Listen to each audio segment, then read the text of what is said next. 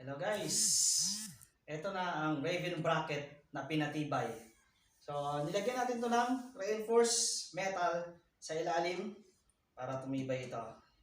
Baklasin natin tong bracket para makita niya.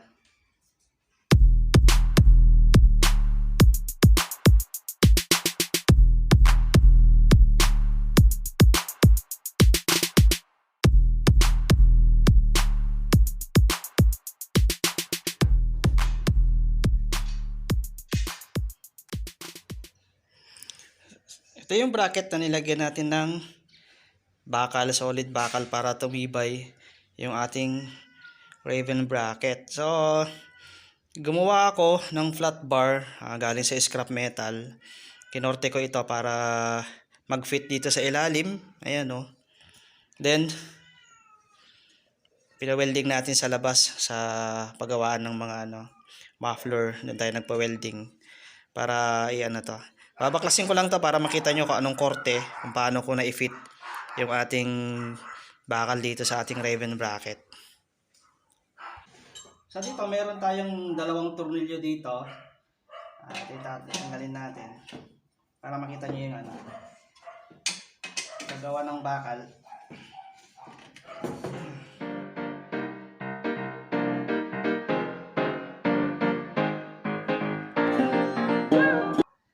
So ito yun. Ito yung ginawa natin bakal.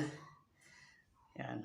Ito kasi, ito yung spacer lang para mag-fit dito sa kanyang bar dito. Kasi nung pinawelding ko, dapat wala nang ganito eh. Dapat wala nang ganito. So nung pinawelding ko kasi, habang nandyan, naka-align dito, gumalaw. So nagkaroon ng uwang dito sa ilalim. Kaya nilagyan natin nito. Pero gagawin natin sa susunod, papa-welding ko na rin to para mas matibay, tapos magkaroon ng butas para dito natin i-bracket yung ating top box. So, meron dito, itong Raven bracket kasi na to, meron na siyang butas dito na may thread. So, naka-built-in na yan. So, ginawa na lang natin dito sa bakal. Kinortehan natin dito. Ayan. Saka dito. Para umupo na siya ng maayos sa ating alloy bracket. Ayan. So, ganun lang ginawa ko para tumibay ito ating Raven. Kasi, ginagamit natin itong bracket natin sa pagiging rider ni Angkas. Ngayon, bukod sa Angkas rider tayo, naglalamove din tayo. Kaya naglalagay tayo ng insulated bag. So, yung lalabag. So, nagamit ko naman na to. Yun nga lang, syempre, hindi ko maiwasan mag-alala. Baka kasi ito yung pinaka-weak part ng bracket na to eh. Dito yung manipis. So, yung ibang nakikita ko kasi dito rin nababasag. Kaya naisipan ko na lagyan nito. Bakal na to. Para tumibay siya. So, nung ginawa ko to, madali lang naman kasi flat bar lang naman to. Ako na rin nag-bend. Malambot lang naman siya na i-bend kasi flat bar lang naman. Tapos kinortehan lang natin para mag-fit dito sa ating Raven bracket. Ayan. Ngayon, tumibay na to kasi pina-welding natin. Ayan, solid yung pagka-welding niyan. Tapos meron na rin isang at dalawang butas dito, isa dito. Yung pagkabutas guys, wala kasing available na barena nung nagpa-welding tayo. Kaya welding lang din ginamit dito para butasan. Kaya hindi siya ganun kaganda. Pero okay lang naman. Dahil nakatago naman yan, hindi na makikita. So, ibalik na natin ulit.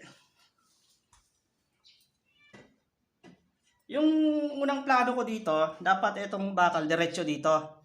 Papunta dito. So, para sa akin naman, hindi naman na siguro kailangan kasi meron naman to support ito. Banda dito. So, matibay naman na yan. Saka sa bracket na to, makapal naman ang part dito.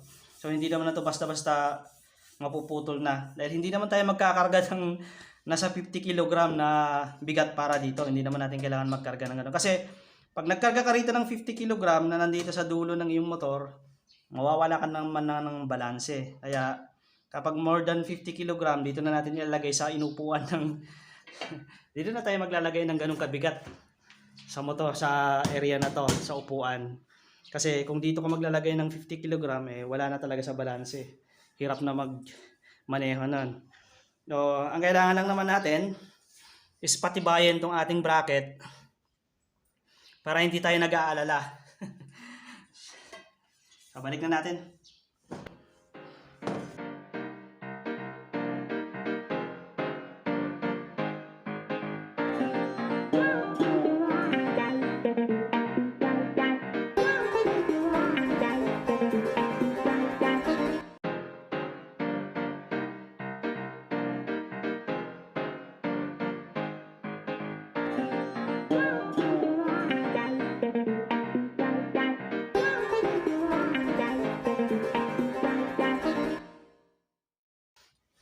So, ayan. Ayan, oh.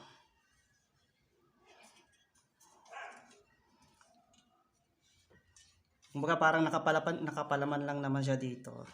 Tapos pag nakapwesto na siya sa motor, hindi naman siya halata pag hindi mo tinitigan. Hindi mo halata na meron kang ano dito, nilagay na support para sa bracket na to. So, install na natin uli sa motor.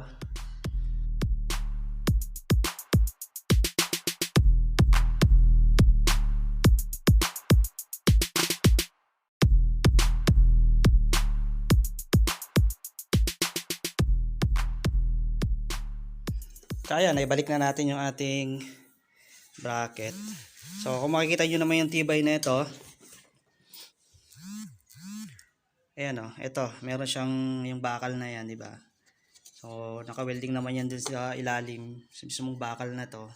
Then, ito yung kanyang pinaka-base, ayan, para support, ayan. So, kung ano, hindi naman siya halata kung hindi mo titigan, kahit sa malayo mo tignan, hindi mo halata na merong bakal na nakalagay dyan. Kasi itim din yung pintura. Ayan, tingnan mo sa side. Ayan. Hindi mo rin siya halata.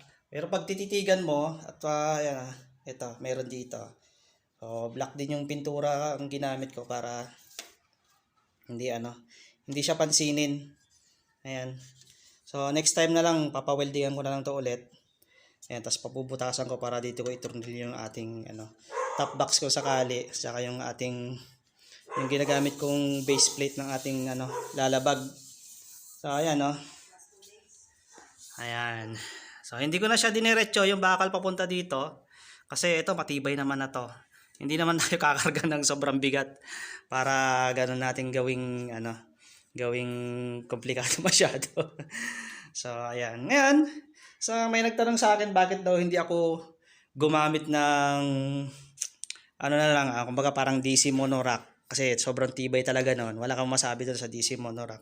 Pero kasi ako, kaya ito yung napili ko, mas gusto ko yung forma ng motor kapag naka-alloy box, ay naka-alloy bracket na ganyan. Kasi hindi naman tayo totally talaga naglalagay ng top box dito at saka insulated bag kasi mas marami yung time na ginagamit natin na ganyan lang siya dahil angkas rider tayo. Mas gusto ko ganyan lang. Pero may time kasi na gusto ko naman gumamit maglalabag o maglalamove. Ilalagay ko yung dito, yung ating lalabag dito. So syempre yung insulated bag natin, 20 kg yung kinakarga natin doon na pinakamabigat o minsan 30 kg. Kayang-kaya naman niya. Kaya naglagay tayo ng support para mawala yung ating alinlangan.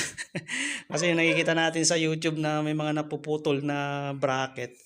So, ito yon para mawala yung ating alinlangan at tumibay yung ating bracket. So, sa mga nagbabalak na bumili rin ng ganitong bracket na gusto nyo yung design, ilalagay ko yung link sa description ng video na to na para makabili kayo. Ito hindi naman to yung original na Raven bracket. Nabili ko to sa Lazada. So ilalagay ko sa baba yung link sa description. Gusto ko lang kasi yung forma niya na naka-alloy bracket pa rin tayo kasi yung bakal lang. So ito yung ginawa nating paraan para mawala yung alinlangan natin na mapuputulan tayo ng bracket. So matibay na yan. Matibay na tong bracket na to. Pwede na natin kargahan ng medyo mabigat-bigat yung ating insulated bag. O kaya maglagay tayo ng top box na alloy box dito. Matibay na to. Yan. Hindi na tayo mag-aalala na mabali kahit karga natin ang mabigat. Okay? Pwedeng gayahin, pwedeng hindi. Kung gusto nyong gawin din to, gusto nyo rin gayahin, kasi hindi ako gumagawa na ito. Binishare ko lang yung idea nung naisip ko para sa mga gustong magpagawa din, alam nyo na kung paano ipagawa. Kasi hindi ako ang gumagawa dahil hindi naman ako marunong mag-welding. Pina-welding ko lang dun sa mga shop sa labas. Ginawa ko lang yung ako lang nagkorte ng bakal para mag-fit dito sa Raven. Ayan. Para pagdating sa welding shop, welding na lang nila para maging solid. So, ayan guys. Shoutout pala sa kumpare ko na si Christian Acol. Ayan, shoutout sa'yo pre. Nasa abroad yan. Sabi niya, pag uwi, magra-rides kami. So, abangan ko pre, pag uwi at mag-rides tayo. Unahin natin sa Marilaki. So guys, kung naging helpful sa inyo itong video na to, huwag kalimutan mag-subscribe at mag-share. Thank you!